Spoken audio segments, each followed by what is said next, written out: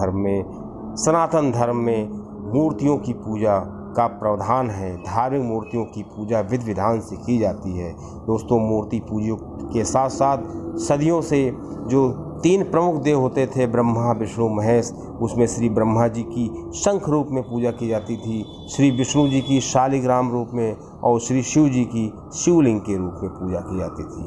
अब दोस्तों, आइए जानते हैं इस वीडियो में कि श्री विष्णु जी की पूजा का जो महत्व है उससे ज़्यादा श्री शालिग्राम जी के पत्थर की जो पूजा की जाती है उसका अधिक महत्व है। अब दोस्तों, आइए जानते हैं कि ये महत्वपूर्ण पत्थर क्या है, कहाँ से आता है और इसकी पूजा क्यों की जाती है और इसकी पूजा करने का क्या नियम है। दोस्तों, ऐसी रोचक जानकारी के लिए आप मेजर टिप्स सिगनम चैनल सब्सक्राइब कर सकते हैं, वीडियो को शेयर कर सकते हैं। दोस्तों, सबसे पहले तो इससे परिचय करते हैं। श्री शालिग्राम जी का पत्थर जो होता है काले रंग का, भूरे रंग का और ज़्यादातर ये सुनहरे रंग का भी पाया जाता है। दोस्तों, ये नीले रंग का और सफ़ेद रंग का भी होता है, लेकिन बहुत बिरले ही मिलता है। दोस्तों, श्री शालिग्राम जी का पत्थर अगर पूर्ण विकसित हो जाता है तो उसमें श्री विष्णु जी का चक्र भी देखा जा सकता है। दोस्तों, श्री विष्णु जी की पूजा से ज़्यादा इसका महत्व है। कहा जाता है जिसके घर में श्री शालिग्राम जी की पूजा होती है उसके घर में कभी कोई अकाल मृत्यु नहीं होती है और धन धान्य की कभी भी कमी नहीं पड़ती है। दोस्तों, श्री शालिग्राम जी जो पत्थर होता है ये कहाँ पाया जाता है इसके बारे में जानते हैं। दोस्तों, जैसे जो नर्मदा नदी है उससे निकला हुआ पत्थर को श्री शिवलिंग के रूप में पूजा जाता है, उसी तरह नेपाल में जो गंडकी नदी होती है उसका जो पत्थर होता है उसको श्री शालिग्राम जी के रूप में पूजा जाता है, क्योंकि श्री ब्रह्मा जी और श्री विष्णु जी ने सृष्टि के संचालन के लिए अपने पार्थिव शरीर को के रूप में पूजने की जो परंपरा बनाई थी, ऐसा स्कंद पुराण में दोस्तों हमें जानने को मिलता है।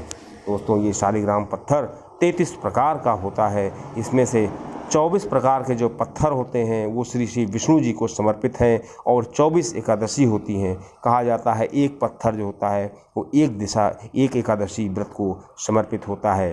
दोस्तों, श्री शालिग्राम जी का पत्थर कई रूप में पाया जाता है। जो गोल पत्थर होता है वो श्री विष्णु जी का गोपाल रूप कह सकते हैं और जो मछली के आकार का पत्थर होता है वो श्री विष्णु जी के मत्स्य अवतार के रूप में पूजा जाता है। दोस्तों, कभी कभी शालिग्राम का पत्थर कछुए के आकार में होता है, माना जाता है ये श्री विष्णु जी का कच्छप अवतार, कूर्म अवतार है। दोस्तों, और जो इसमें चक्र होते हैं वो श्री कृष्ण जी को समर्पित होते हैं और उनके कुल को प्रदर्शित करते हैं। दोस्तों, श्री शालिग्राम पत्थर कभी कभी अंडाकार होता है, कभी कभी इसमें छिद्र भी होते हैं और इसमें चक्र के समान की धारियाँ होती हैं। दोस्तों, अब आइए जानते हैं श्री शालिग्राम पत्थर की क्या कथा थी। दोस्तों, इसको शॉर्टकट में समझते हैं, इसकी फुल वीडियो मैंने बनाई है। दोस्तों, एक वृंदा नाम की सती थी और उसके पति का नाम जालंधर था और उसके जो पति थे उनका अत्याचार बढ़ता जा रहा था, लेकिन वृंदा इतनी सती थी कि उसका कोई भी देवता कुछ नहीं बिगाड़ पा रहा था। इसलिए श्री विष्णु जी ने चाल चली और वृंदा का जो सतीत्व भंग कर दिया और सतीत्व भंग करते ही जालंधर का वध सुनिश्चित हो गया। इस प्रकार वृंदा ने श्री विष्णु जी को श्राप दे दिया था कि मैं जिस तरह मुझको आपने गैर सती कर दिया है उसी तरह आप भी पत्थर के बन जाएंगे।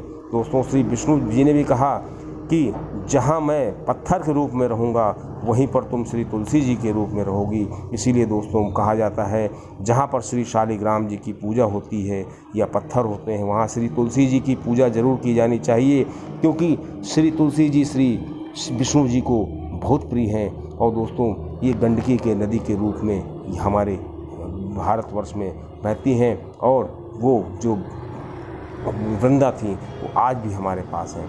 दोस्तों, जो पूजा का विधान है इसमें बताया जाता है कि श्री शालिग्राम जी की जब पूजा करनी चाहिए तो उसमें श्री तुलसी जी का भोग जरूर लगाना चाहिए और बिना तुलसी जी का भोग लगाए जो श्री शालिग्राम जी की पूजा अधूरी मानी जाती है और इनको श्री पंचामृत से स्नान कराना चाहिए। और दोस्तों, श्री तुलसी जी का विवाह कराना बहुत ही आवश्यक है। श्री तुलसी जी का विवाह जिस घर में होता है उस घर में क्लेश कलह और कभी भी धन धान्य की कभी कमी नहीं होती है।